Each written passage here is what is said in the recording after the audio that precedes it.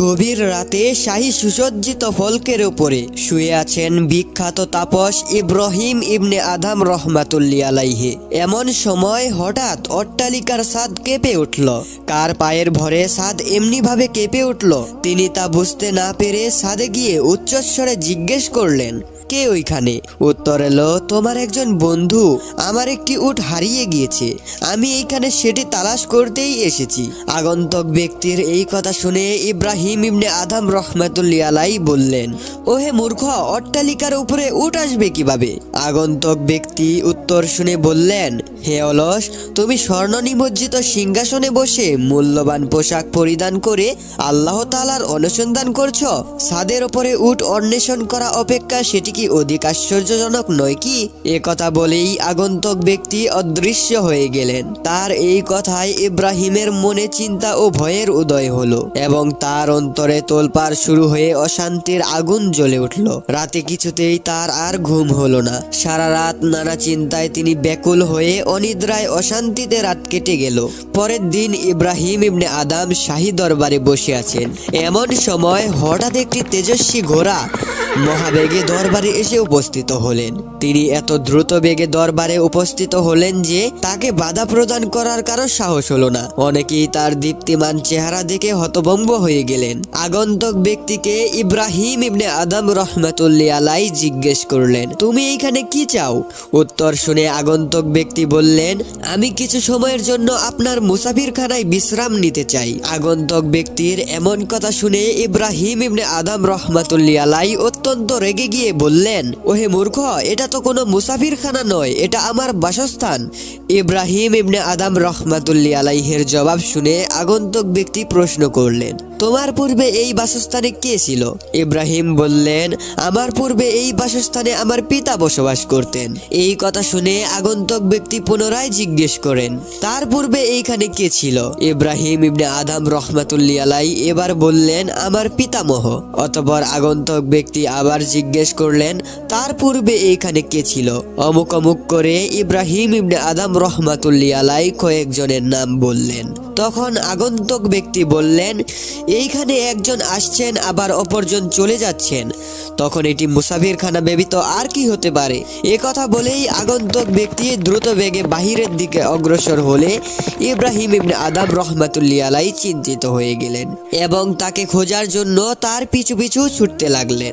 বহু অনুসন্ধানের পর তার সাথে ইব্রাহিম ইবনে আদম রহমাতুল্লাহ আলাইহির সাক্ষাৎ হলো। ভয় জর্জরিত কণ্ঠে ইব্রাহিম ইবনে আদম রহমাতুল্লাহ আলাইহি তাকে জিজ্ঞেস করলেন, আপনি কে?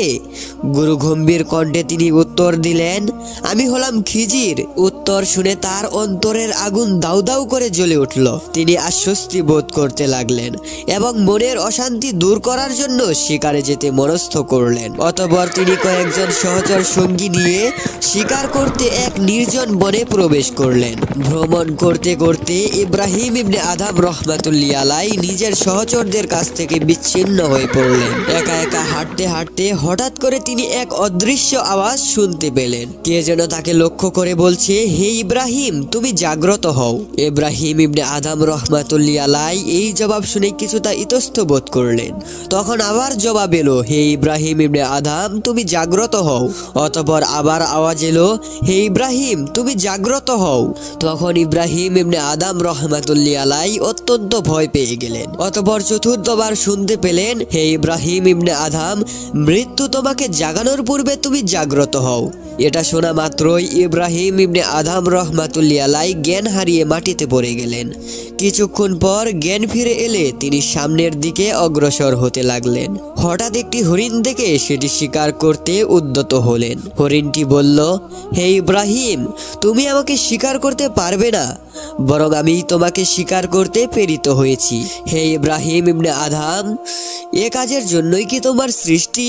হরিণের মুখে এমন কথা শুনে ইব্রাহিম ইবনে আদম রহমাতুল্লাহ আলাইহি ঘোড়ার পিঠে আরোহণ করেন, কিন্তু তাতে কোনো লাভই হলো না। ঘোড়ার পিঠে চড়েও হরিণের আওয়াজ তিনি শুনতে পেলেন। এতে তিনি অত্যন্ত অস্বস্তি হয়ে পড়লেন এবং তার অন্তরে চিন্তার স্রোত প্রবাহিত হতে থাকে। সাথে সাথে তার অন্তরচক্ষু এবং জান্নাতের দরজা খুলে গেল। চোখের পানি রোধ করতে না পেরে ইব্রাহিম কাঁদতে লাগলেন। কাঁদতে কাঁদতে তার চোখের পানিতে বুকখানা ভিজে গেল। তিনি খাঁটি মনে আল্লাহ তাআলার দরবারে তওবা করলেন। অনুতাপের আগুনে তার অন্তর দগ্ধ হতে লাগলো। দুনিয়ার মায়াজাল মোহ ছিন্ন হয়ে গেল এবং সংসারের প্রতি তার বিতৃষ্ণা প্রবল হয়ে উঠল। লোকালয়ে আর ফিরে যাবেন না এই সিদ্ধান্ত নিয়ে তিনি ক্রমশ গভীর বনের দিকে অগ্রসর হতে লাগলেন। অতঃপর সামনে গিয়ে দেখতে পেলেন একজন রাখাল কতগুলো ছাগল চড়াচ্ছে। ইব্রাহিম ইবনে আদম রহমাতুল্লাহ আলাইহি তার কাছে গিয়ে বললেন, হে ভাই, তুমি তোমার মোটা কাপড়ের লেবাসটা আমাকে দিয়ে দাও, বিনিময়ে আমি তোমাকে আমার মণিমুক্তা জর্জরিত শাহী লেবাসখানা দিয়ে দেব। ইব্রাহিম ইবনে আদম রহমাতুল্লাহ আলাইহির এমন কথা শুনে রাখাল অত্যন্ত খুশি হয়ে তার চটের মোটা কাপড়ের লেবাস তাকে দিয়ে দিলেন এবং মণিমুক্তা জর্জরিত শাহী লেবাসখানা ইব্রাহিম ইবনে আদমের কাছ থেকে খুশি মনে নিয়ে নিলেন। এমনি ভাবে হযরত ইব্রাহিম ইবনে আদম রহমাতুল্লাহ আলাইহি বাদশাহীর বিনিময়ে ফকিরত্ব গ্রহণ করে হেঁটে হেঁটে জঙ্গলে জঙ্গলে ঘুরতে লাগলেন এবং অনবরত আল্লাহ তাআলার দরবারে কাঁদতে থাকেন।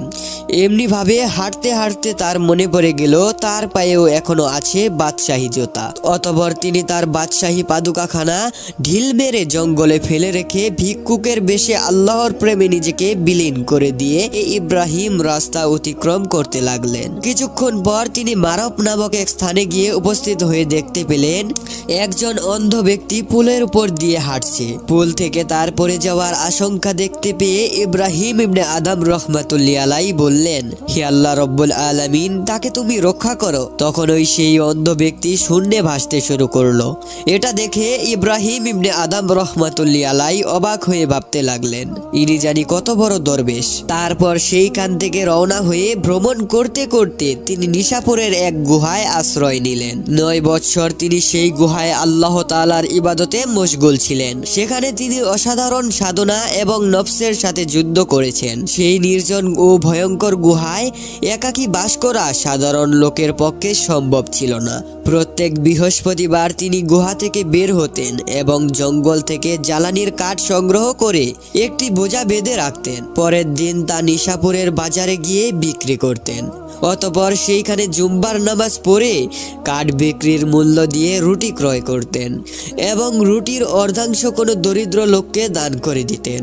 গুহায় ফিরে এসে বাকি অর্ধেক রুটি আহার করে পরবর্তী বৃহস্পতিবার পর্যন্ত স্থায়ী রবের ইবাদত করতে মশগুল হতেন। শীতকালে গভীর রাত পর্যন্ত ইব্রাহিম ইবনে আদম রহমাতুল্লাহ আলাইহি আল্লাহর ইবাদতে মশগুল ছিলেন।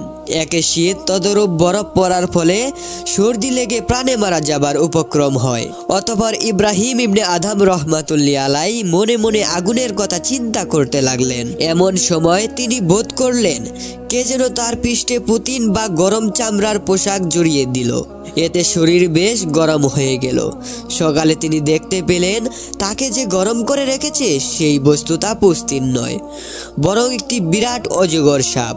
মনের ভয়ে উদ্বেগ হওয়ায় তিনি আল্লাহ তাআলার দরবারে মুনাজাত করলেন, হে রব্বুল আলামিন, আমি যাকে তোমার গজব রূপে দেখছি প্রকৃতপক্ষে তাকে তোমার রহমত স্বরূপে আমার কাছে পাঠিয়েছ। তোমার কুদরত বুঝতে আমি সম্পূর্ণই অক্ষম।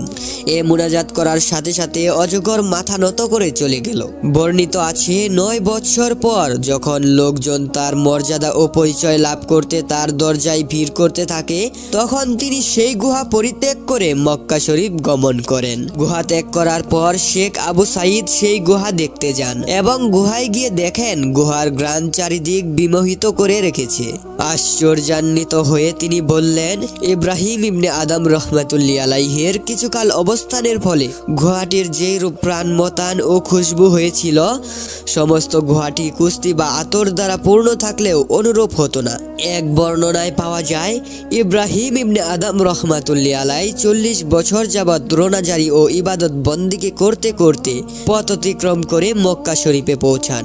তার আগমনের কথা শুনে সেইখানকার দরবেশগণ তাকে অভ্যর্থনা করে আনার জন্য কেউ যেন তাকে চিনতে না পারে এই উদ্দেশ্যে ইব্রাহিম ইবনে আদম রহমাতুল্লাহ আলাইহি কাফেলার আগেই মক্কা শরীফের সন্নিকটে পৌঁছান। দরবেশগণের জৈন্য খাদেম ইব্রাহিম ইবনে আদম রহমাতুল্লাহ আলাইহিকে অভ্যর্থনা জানানোর জন্য সকলের আগেই কাফেলার দিকে রওনা হয়েছিল।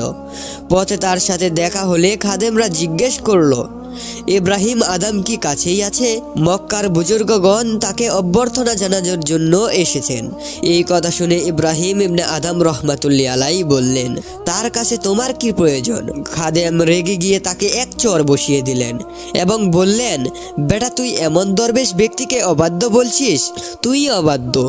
ইব্রাহিম ইবনে আদম রহমাতুল্লাহ আলাইহি বললেন, বাপু হে, আমিই তো বলছি আমিই অবাধ্য বটে। অতঃপর একটু সরে গিয়ে ইব্রাহিম ইবনে আদম রহমাতুল্লাহ আলাইহি নিজ মনকে সান্ত্বনা দিয়ে বললেন, হে মন, তুমি চেয়েছিলে যে মক্কা শরীফের দরবেশগণ তোমাকে অভ্যর্থনা করবেন, এখন সেটার উপযুক্ত শাস্তি তুমি পেয়েছো কি? আল্লাহ পাককে ধন্যবাদ, তুমি যেমন ধারণা করেছিলে তিনি তেমনই ফল তোমাকে দিয়েছেন। পরে খাদেমরা তাকে চিনতে পেরে ক্ষমা প্রার্থনা করেছিল। এরপর ইব্রাহিম ইবনে আদম রহমাতুল্লাহ আলাইহি মক্কায় বসবাস করতে থাকেন। অনেক লোক তার মুরিদ হন। তিনি কঠোর পরিশ্রম করে জঙ্গল থেকে জ্বালানির কাঠ কেটে আনতেন এবং তা বাজারে বিক্রি করে খাদ্য সংগ্রহ করতেন। কখনো বা রাখালের কাজ করে, আবার কখনো বা শাকসবজি বিক্রয় করে তিনি জীবিকা নির্বাহ করতেন।